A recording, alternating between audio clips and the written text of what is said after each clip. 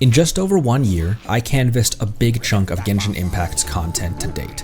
All of the Archon quests up through 5.8, character story quests, hangouts, and even the big world quests, like Aranara, Jet's surrounding quest lines, and the Narzisenkreuz. I have a good gauge on comparing and contrasting Natlan's world, story, and characters against the barometer that is Mondstadt through Fontaine. So, what's my verdict? Is Natlan good?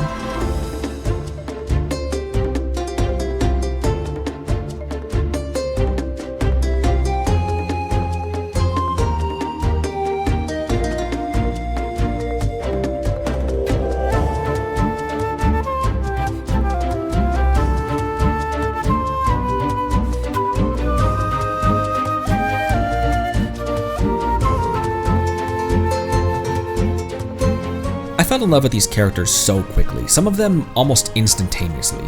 Mualani, Shilone, Siglali, and Capitano all grabbed my attention within seconds of meeting them. They were well written enough that you got a sense for their personality, their energy, and their slot in the group dynamic during the first moments they were on screen.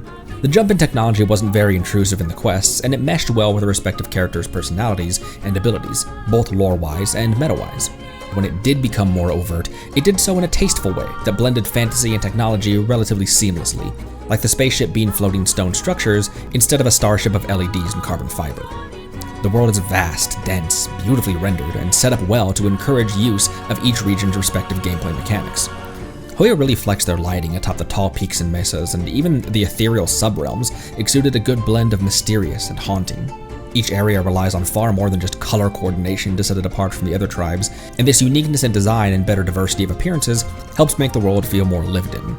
Natlan isn't without fault, and I'd go so far as to say it wears its shortcomings much more frequently than previous nations, except maybe Inazuma. Moeka's writing has somewhat of a Superman problem. Some of the promotional material feels a bit goofy. Phlogiston tech sometimes comes across as too unique and doesn't suspend disbelief as well as Clockwork Tech and Magitech in the same universe.